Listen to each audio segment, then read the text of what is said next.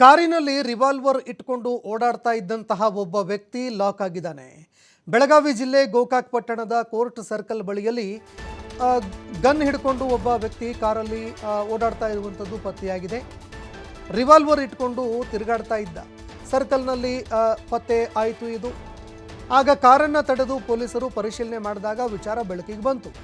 ಆಗ licensed revolver car dash ಬೋರ್ಡ್ನಲ್ಲಿ ಪತ್ತೆಯಾಯಿತು. ಬಾಗಲಕೋಟೆ ಜಿಲ್ಲೆ ನಿವಾಸಿ ರಮೇಶ್ 52 ವರ್ಷ ವಯಸ್ಸು ಅರೆಸ್ಟ್ ಆಗಿದ್ದಾರೆ. ರಿವಾಲ್ವರ್ ಲೈಸೆನ್ಸ್ ಬಾಗಲಕೋಟೆ ಜಿಲ್ಲೆಗೆ ಮಾತ್ರ ಸೀಮಿತ.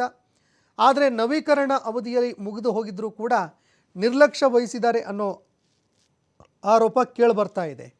ಅಂದರೆ ಮತ್ತೆ ಲೈಸೆನ್ಸನ್ನು ನವೀಕರಣ ಮಾಡಿಕೊಳ್ಬೇಕಾಗಿತ್ತು, ಆದರೂ ಕೂಡ ನವೀಕರಣ ಮಾಡಿರಲಿಲ್ಲ. ಮತ್ತೊಂದೆಡೆ ಬಾಗಲಕೋಟೆ ಜಿಲ್ಲೆಗೆ ಮಾತ್ರ ಸೀಮಿತವಾಗಿರುವಂತಹ ಅವಧಿ ಅಲ್ಲಿ ಮಾತ್ರ ಸೀಮಿತ ಆಗಿತ್ತು. ಆದರೆ ಅದನ್ನು ಬೆಳಗಾವಿಯಲ್ಲಿ ತೆಗೆದುಕೊಂಡು ಪ್ರಯಾಣ ಮಾಡಿರುವಂಥದ್ದು ಇಲ್ಲಿ ಪತ್ತೆಯಾಗಿರುವಂಥದ್ದು.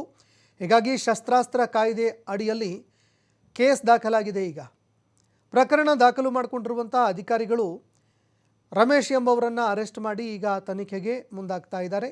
ಯಾವ ಕಾರಣಕ್ಕೆ ಅವರು ಕ್ಯಾರಿ ಮಾಡಿದ್ರು ಆ ಗನ್ನನ್ನು, ಜೊತೆಗೆ ರಿನ್ಯೂ ಮಾಡಿಸ್ಕೊಳ್ಬೇಕಾಗಿತ್ತು ಲೈಸೆನ್ಸನ್ನು, ಲೈಸೆನ್ಸ್ ಯಾಕೆ ರಿನ್ಯೂ ಮಾಡಿಕೊಳ್ಳಿಲ್ಲ, ಜೊತೆಗೆ ಬಾಗಲಕೋಟೆ ಜಿಲ್ಲೆಗೆ ಮಾತ್ರ ಇದು ಸೀಮಿತವಾಗಿದ್ದರೂ ಕೂಡ ಬೆಳಗಾವಿಗೆ ತೆಗೆದುಕೊಂಡು ಪ್ರಯಾಣ ಮಾಡಿದ್ದು ಯಾಕೆ ಅನ್ನೋ ಪ್ರಶ್ನೆ ಇಲ್ಲಿ ಎದುರಾಗುತ್ತೆ. ಈ ಎಲ್ಲ ಪ್ರಶ್ನೆಗಳಿಗೆ ಈಗ ಪೊಲೀಸ್ ಅಧಿಕಾರಿಗಳು ತನಿಖೆ ಬಳಿಕವಷ್ಟೇ ಉತ್ತರ ಸಿಗಲಿದೆ.